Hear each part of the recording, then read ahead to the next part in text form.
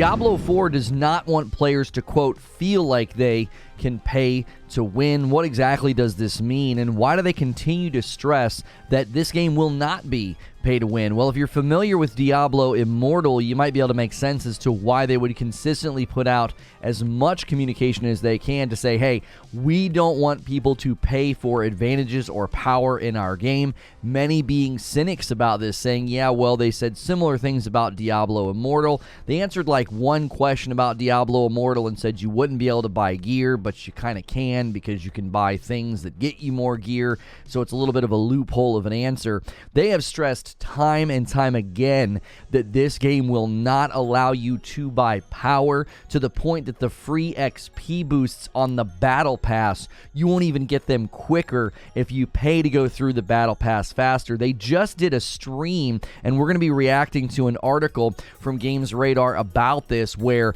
they stressed one more time that they don't want people feeling like they could pay to win. I want to read through this and just talk through this, as this is a continued sort of developing story while we wait for Diablo 4 to launch in the middle of 2023. Many players concerned that they're going to sort of see, oh, look how much money we made with Diablo Immortal.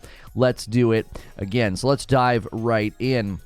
The lead developers of Diablo 4 have stressed they don't want players to feel like they can pay to win when the game releases next year. In a recent Diablo 4 live stream, game director Joe Shelley, along with associate game director Joseph Pipiora and community manager Adam Fletcher, gave fans an update on all things Diablo 4, as well as gave an insight into how things will work ahead of the game's release next summer. Now, many people complained about this stream. They said that it sort of felt like they were, just promoting what you could spend money on, this collector's edition. Many people sort of criticizing the collector's edition, saying things like, why on earth would you be selling a collector's edition without the actual game? Well, it's a collector's box so that if they run out of a particular type, you're not out in the cold. Like, typically what they do with collector's editions is once the PS5s are gone, you can't get it. Well, this is sort of platform agnostic, so you can buy the collector's box and then go buy the version of the game that you want on the platform where you play.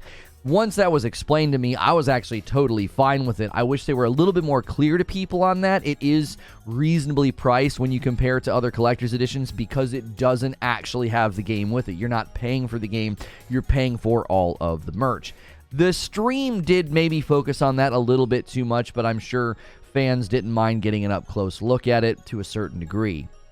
During the stream, the trio discussed the Diablo 4 Battle Pass around the 39-minute mark, as well as the game's upcoming season. Quote, "It's really important to us that we balance the things that you'd find in the Battle Pass, the way that they're compelling,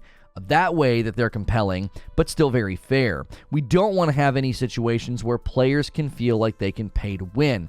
Now, the reason they're saying this is you will be getting like XP boosts, XP multiplier things in the Battle Pass, and there's always those players that are like, I'm paying for everything. I'm gonna blast through this Battle Pass. I'm gonna go through it as fast as I can. Well, obviously, if you get those XP boosts, that would enable you to level up faster than other people, get to the end game, get to PvP quicker. They've also addressed the 4 days of early access. I don't know if that's in this article. I'm kind of reacting raw to it, but they did address that as well. The idea that the game, when you play early access, that's sort of launching in a preseason state. So all the leaderboards, all the competitions and everything will be coming later when everything's sort of settled down. So that 4-day early access should sort of evaporate as an advantage over time. To make a clear distinction between the Battle Pass and Diablo 4 seasons, Pipiora explained that, quote, "The season journey is still in Diablo 4 in the way that you found it in Diablo 3. The chapter-based mechanic will offer players various objectives as they progress through the seasons and will allow them to earn in-game rewards for their characters. All of the seasonal content is completely free, and it's not attached to the Battle Pass itself." So all of the seasonal stuff that they're doing that are going to enable you to continue to have that experience inside Diablo, they're going to give you the ability to play that for free. You're not going to be in a situation where you feel like, oh my gosh, I have to spend all this money, even though most people continuing to play games tend to do that. That's always been a bit of an enigma to me. Who is playing a game in its 9th or 12th month and is still unwilling to spend money to continue having their experiences in the game? I've even seen people say that DLCs and seasons can be pay to win because there's new loot and new gear. Well, it sounds like they are so not wanting anybody to say that about them that they're making content free that ordinarily I would imagine people would be spending money on, but let's continue with what they had to say. In an effort to clear up any confusion, Shelley explained that when Diablo 4 launches in June 6 of 2023, it will not start immediately with Season 1. So this is sort of speaking to the people that were saying the early access is pay to win. I had people telling me, the race to 99 is super important and letting people in 4 days early because they ordered a better edition. Oh, that's pay to win. I fundamentally disagree with that. I don't think those types of contests and those types of things matter that much, but obviously just because it's not important to me doesn't mean it's not important to other players, and they seem to think that they want to allow you to have sort of a fair shake. Here's the quote. Season 1 will arrive weeks after the launch of the game, and when Season 1 starts, everyone will be starting at the same time. Everyone will have an even playing field. Now, somebody might push back and say, well, hang on, how's it a level playing field if, people got 4 days early access and they're still ahead of me?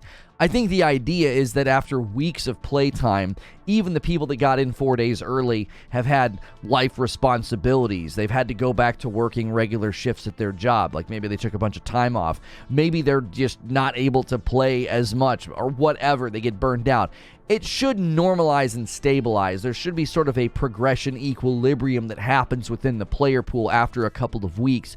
Those 4 days of early access are not an ongoing advantage. It's not that they keep that head start in perpetuity, unless, of course, they literally never stop playing, which anybody who's doing that would get an advantage over you anyway, because if they're literally never stopping playing, you're going to go to sleep, you're going to go to work, you're going to go to class, you're going to do whatever. So I don't think it's a very strong argument, but even still, they're saying, listen, you don't got to worry about that. We're going to be a couple weeks for everybody to get on the same footing.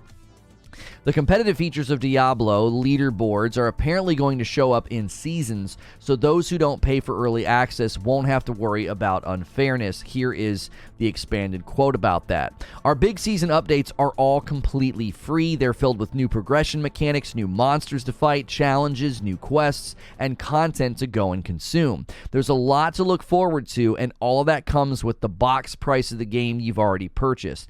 This is actually an interesting strategy in my mind. They're essentially saying you bought the game at a box price, and for the next X number of years, anytime we do a big season update, you just get that stuff because of the big box price that you paid. Not even that big. I mean, $70 in a couple of years isn't going to feel like you spent that much if you're playing it for literally years after. So I'm interested to see how confident they are in their monetization. Like, what are we paying for? You are paying for the Battle Pass extra items, which are primarily cosmetic items from what they have said. And I think there are some other benefits that not benefits, there are other things you can pay for, but I believe it's all cosmetics, nothing to give you power in the game. Even the XP boosters or doublers or whatever are free. Everybody gets them. And that's why they said, look, paying to blast through your battle pass, you won't get those free XP boosts any faster. You'll still get those at the same rhythm of playtime as everybody else. So they're essentially saying we don't want anybody to accuse us of pay to win, to the point that we're giving our seasons away. I think that's a very interesting strategy. It seems to me like they really, really wanted to shut down that accusation and claim. That's actually the end of the article. So, I mean, from where I sit, I don't like getting super confident about games ahead of time because, the gaming industry is notorious for rug pulling on the consumer and being like, oh yeah, we said we weren't going to do this, and then they go ahead and do it. We obviously have situations like what happened with Diablo Immortal where like, oh, you can't buy gear, but you could buy crests. And it's like, well, like those things directly affect the number of loot pieces you get at the end of a run. Like they essentially turn dungeons into 5-minute long loot boxes, and you increase the odds and the number of things you get from the loot box by spending money. So people look at Diablo Immortal and then look at Diablo 4 and they're like, man, are you going to ruin Diablo with more of this nonsense? They seem to be so on guard against any sort of Diablo 4 pay-to-win accusations. They're so guarded against that they're giving you seasonal big updates for free. Listen to what he described: new progression mechanics, new monsters to fight, challenges, new quests, and content to go consume for free because you paid the box price. Many games in this vein don't do that. They're still going to require you to pay for seasons or DLCs. Now, we'll see if there's annual DLCs that come with new classes. Those might cost money. They've not really talked about that, but the big seasonal updates, totally free. But from where I sit, Diablo 4 continues to cement itself as a game that will not have pay to win. I want to know what you think in the comments below. If you like this kind of reaction style content that we do here, hit subscribe and the bell button. That way you don't miss my live streams that I do every day. So that way I can see you in the next video.